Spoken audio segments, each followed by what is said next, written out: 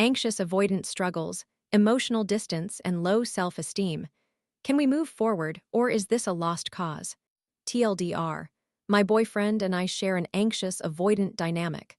Following a conversation about plastic surgery, he became withdrawn and emotionally distant, which escalated into a serious argument. He confessed that he is unhappy with who he has become in this relationship. I became quite emotional. Ultimately, he struck my wooden cabinet several times out of frustration. We have love for one another, but I am uncertain about our path forward, or if it is even feasible. 1.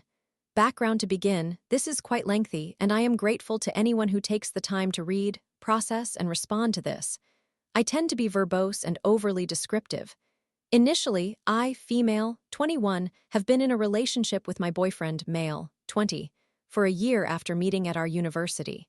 This is our first experience with relationships, and we just celebrated our 1-year anniversary, which is also on Valentine's Day. We both hail from Chinese immigrant families where emotions were not openly discussed, which has influenced our styles of communication and emotional growth. I have spent considerable time processing my emotions, trauma, and attachment styles over the years, and have received extensive support from a trusted circle of friends. However, I still exhibit emotional immaturity at times, as I have recognized in our relationship. My boyfriend, in contrast, struggles more with vulnerability, and expressing his feelings he typically shuts down or becomes defensive in conflicts, whereas I tend to over-communicate and seek reassurance. This is our final year together before I graduate in June and may relocate across the country. He is from California, and I am from Virginia. The prospect of becoming long-distance is intimidating, especially since we have not been apart for longer than a summer break. 2. Our dynamic and recurring issues. I typically initiate difficult conversations, resolve conflicts, and encourage him to voice his emotions. We often joke that I chased him from the start. I was the one who pursued him and set up the dinner where we decided to date last Valentine's Day. For a large part of my life, I believed I was avoidant, as I encountered difficulty expressing my feelings to others. This changed when I arrived at university and met individuals who helped me open up. Now, within this relationship, I feel like the anxious one seeking reassurance, validation, and greater communication. For instance, I frequently over-communicate, desire to see him more regularly, and sometimes seek his affirmation that he cares for me. He, in contrast, is more avoidant, struggles to articulate his feelings, shies away from vulnerability, and withdraws when feeling overwhelmed.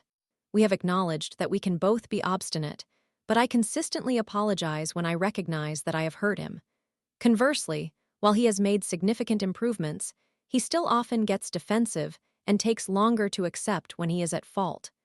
Since New Year's, we have experienced 2 major, emotionally charged arguments that nearly resulted in a breakup. Despite spending most of the week together, we live apart, so during both incidents, he has left once without saying a word and I felt abandoned. Each time, I took the time to reflect and ultimately went to his house to seek him out and talk things over. The last argument was only resolved a week and a half ago, after we went an entire week without speaking, and it hurt that he did not reach out. As a side note, I know this might not have been the healthiest approach, but since I am generally the one to reach out first, I wanted to see if he would this time. When he did not, I eventually went to see him because I felt it was pointless to prolong the situation. When I finally asked him why he did not reach out at all, he mentioned that he had been monitoring my location and texts, but felt overwhelmed and emotionally trapped. This is something I still reflect on at times and wonder what it indicates. Following these disputes, we have decided to remain together, making commitments each time to improve our communication, though I cannot say with certainty that we are following through. It has only been 2 months since we made that promise. 3. The plastic surgery discussion that led to everything this week. He is under a lot of stress. He has 2 midterms, a paper, and a group project that he is behind on. Even so, I returned from a trip on Monday, and he chose to come over that night. Somehow, we touched upon the subject of plastic surgery again. This topic is rare for us to discuss, and this was only the second time we have ever talked about it. The first occasion occurred 4 months into our relationship. When he nearly broke up with me over it, He viewed it as a fundamental difference in values but later regretted issuing an ultimatum. I recognized it as a red flag, but he quickly realized his error, initiated a conversation to rectify it, and sincerely apologized. It was one of the few instances where I saw him genuinely passionate about addressing an issue. I stated that, while I do not plan on getting surgery anytime soon, if I had the means, I would opt for double eyelid surgery because my eyelids are uneven, alternating between monolids and double lids. I usually apply glue to create a crease, mainly because I prefer the appearance. I acknowledged that insecurity plays a role in my decision. I was being honest. He expressed skepticism and questioned my motivations, which I explained to him openly. He conveyed concern that I might be pursuing it to satisfy others and adhere to societal beauty standards, thus sacrificing my individuality. While I appreciated that he liked my natural eyelids, I conveyed that I would still choose to undergo surgery. For me, it was not an argument, but rather a calm discussion and exchange of ideas. However, I do not believe he accepted my responses and their implications, as he subsequently shut down. 4. The silent treatment before bed, we returned to focusing on our computers. I sensed that something was amiss. He was extremely quiet. He went to shower and then laid out a mattress on the floor to sleep. I understand this may appear odd, but he occasionally opts for this as my bed is a small twin, and he has become accustomed to indifferent about sleeping on the floor due to his upbringing in Malaysia. I was on my bed, working on my computer, and I asked whether he would prefer to sleep next to me instead. It was an attempt to bridge the distance I felt between us. He inquired if I would remain on my computer, and when I affirmed that I would for a bit longer, but explained I would lower the brightness and turn off the lights, he decided to stay on the floor. He is very sensitive to light but dislikes wearing eye masks, so I should have considered that.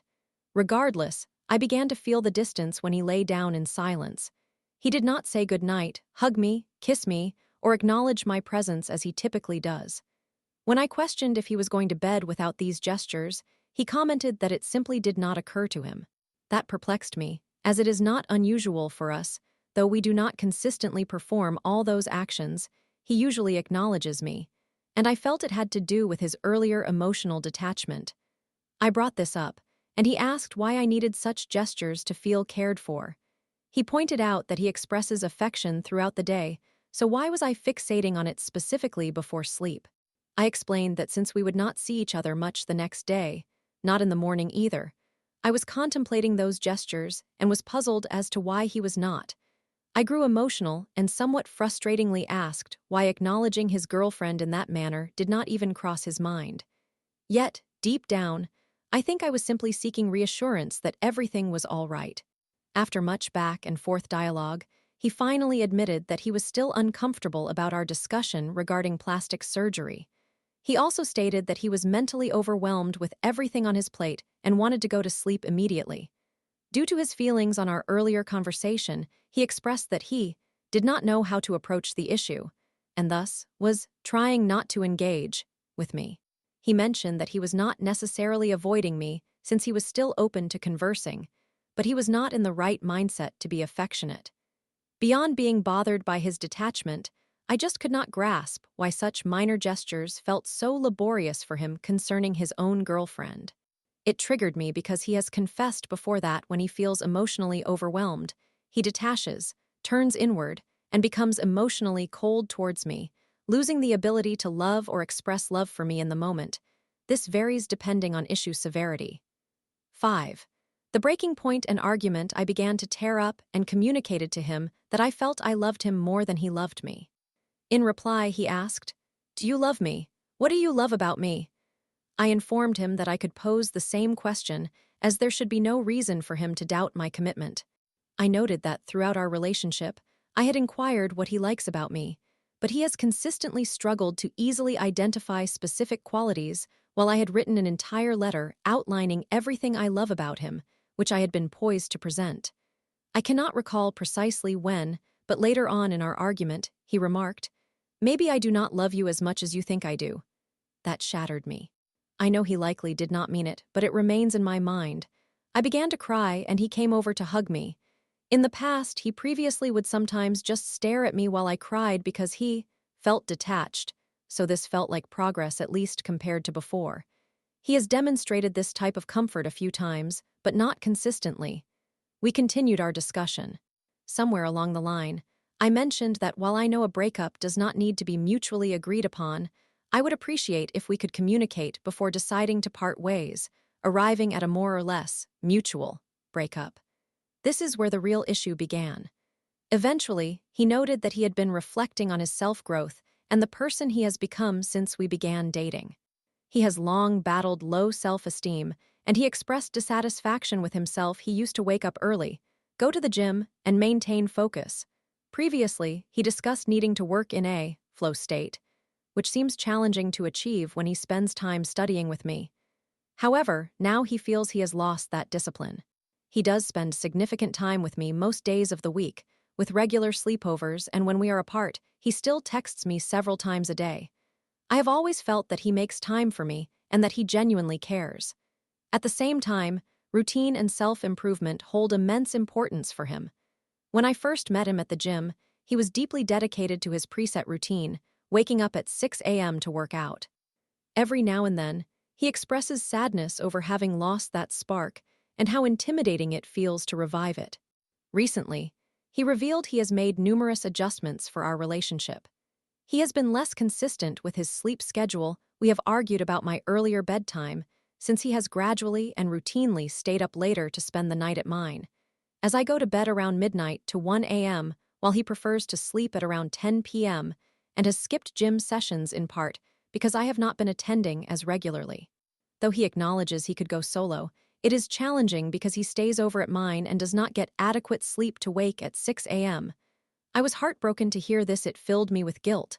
I suddenly recalled how his friend once joked that dating me had incapacitated, nerfed, him and derailed his trajectory. I truly regret not addressing it in that moment, but I was overwhelmed by everything else. I spiraled and began to cry, saying that I had no idea being with me had hindered him from pursuing his goals. He expressed concern, stating that was not his intention, but I was too fixated on my interpretation, thinking that because he spent time with me, and due to who I am, he was unable to prioritize the things he desired. I communicated through tears that I needed some time to think, and encouraged him to reflect as well on whether this relationship is genuinely what he wants at this moment. I stated that we need not see each other for the remainder of the week, and that he should concentrate on his busy schedule, reaching out whenever he feels prepared. After this, silence enveloped us. Now, I regret imposing my own interpretation rather than allowing him to articulate his thoughts. Earlier, he had mentioned that when I dominate conversations, he tends to give up and shut down. I recognize this is something I must work on. I tend to over-communicate as a coping strategy from growing up around avoidant individuals who never express themselves, which compels me to respond to every minor thing he mentions. Furthermore, I regret not addressing this situation more, knowing he grapples with low self-esteem. Now, I question whether he will ever feel comfortable sharing this with me again after I failed to express comfort or engage in dialogue regarding it. I have always supported him, affirming that he is amazing and should not compare himself to others, expressing pride in him when he is hard on himself, and reminding him how special he is to me. Thus, I fear my lack of a considerate response to his insecurities may have harmed him. 6. Conclusion of argument. Punching cabinet. We lay in silence for quite some time, and I am certain we were both crying by that point. Then, he stood up and struck my wooden cabinet. He winced upon initial impact and remarked that it hurt, yet then he did it 2 additional times, several minutes apart, despite me quietly stating, "Can you please stop? It makes me uncomfortable," or, "Please do not do that." I was too shocked to react and merely desired to withdraw. I felt I should have intervened more, but all I could do was pull the blanket over myself and softly whisper, "I cannot assist you right now." He then ceased when he quietly stated, "I do not know what I am doing, hurting myself for attention." He had never behaved like this during our relationship. He has always been one of the kindest, gentlest individuals I've encountered even under tremendous stress. He remains calm and has never directed anger towards me, and I admit I can be rather trying at times. He almost never truly raises his voice, and in my view, has never truly yelled, and when he does, it is typically in reaction to something. I recall a time when we missed the bus home, which was crucial for catching the train on time, because he was waiting for me to finish packing after inviting me last minute. He simply took a breath, held my hand, and looked at me with kindness, saying, "It's okay, we'll find an Uber." Some might label this outburst a red flag, warning it could escalate towards me in the future. While I cannot predict that with certainty, I truly doubt it. After striking the cabinet, he abruptly got up and took a walk outside, despite the freezing temperature. When he returned, he simply went to sleep. In the morning, he awoke before I did, moving in and out of the room, clearly upset, and slammed the door a bit harder than usual. Normally, he is considerate of how heavy the door is, but this time he allowed it to fall shut without care. I pretended to remain asleep, and he left without saying anything. 7. Aftermath. Where we stand now, he departed that morning without uttering a word. As has become customary, we have not spoken for 2 days now, and I do not expect him to reach out because, firstly, he is preoccupied with studying, and secondly, he is not typically the one to initiate contact, despite me expressing that I wanted him to be the one to do so this time. Looking back, I regret not being more genuine and open during our conversation. I recognize that, in his own manner, he was attempting to engage, and he did care. He could have completely shut down as he often does, but he did not. He continued to speak and speak. He even stayed up to talk despite needing rest for his tests the following day. Even still, things escalated beyond what either of us anticipated, and we should not have permitted it to progress that far. 8. Final notes. Our love and what to do about it. I want to acknowledge that I have my own flaws and make numerous poor communication choices. I tend to overreact, assume intentions, misinterpret his words, and occasionally put words in his mouth. I can become cynical, defensive, and occasionally place undue blame on him, especially when I perceive him as being unreasonable. Sarcasm, playing a semantics game, asking me to provide an example of when something occurred. I tend to become particularly short and defensive. I have also recognized that I have started expecting more emotional support from him than he is capable of giving, things like frequently checking in, coaxing me out of my shell when I am down, being more openly affectionate, and providing reassurance in the manner I desire. Deep down, I have begun to unhealthily expect him to manage my emotions for me to demonstrate his care. I do not appreciate the person I become when we engage in conflict. That said, I love him deeply, and I have no doubt that he loves me as well. He is my first love, and I am his, which is why I believe we are so connected. He is one of the most special, gentle, kind-hearted individuals I know, and he treats me with tenderness, patience, and concern. He is my sweet boy, and it pains me to contemplate the ways I have hurt him, how I have caused him to cry. I envision the little boy within him who built walls to protect himself, and I hate that I have contributed to that suffering. We have shared countless special moments, connecting deeply and sharing parts of our hearts with one another. All of this has fundamentally shaped our understanding of love. Occasionally, when I reflect on us, I am reminded of the first time I laid eyes on him, saw his smile, and could not shake the memory from that moment on. We have bonded over our difficult family backgrounds, where we both felt small and unworthy, over our introversion and struggle for understanding, and over our fears of rejection and feeling unworthy of love. Our shared cultural upbringing as Chinese and Mandarin speakers also brings us closer. He dedicates ample time to me and consistently expresses love through acts of service, such as preparing meals for me or undertaking lengthy trips to see me, and through quality time. Even if he does not always convey love in the manner I crave, especially verbal affirmations, he has improved in doing so because he understands it matters to me, transitioning from not saying it at all to expressing phrases like, "I love you," and "You smell nice," from time to time. Witnessing him do these things for me is truly heartwarming. Even if I often initiate the declarations of love, I comprehend that he cares for me. We see each other regularly, engaging in daily rituals, sharing meals, studying, exchanging belongings, simply existing together. It is challenging to envision life without him. In closing, I am an exceedingly emotional and sensitive person. He is too, though he is less accustomed to articulating and expressing his feelings openly. Still, I occasionally ponder whether he lies awake at night like I do, scrutinizing and analyzing how our argument unfolded and how we can improve things. However, although it may appear we are very incompatible, we have discussed our differences before and made adjustments, leading me to wonder if we could progress from this as well. I am uncertain about how to perceive the situation. As always, I find myself oscillating between feelings of anger, sadness, betrayal, bitterness, and an overwhelming sense of guilt, shame, and regret.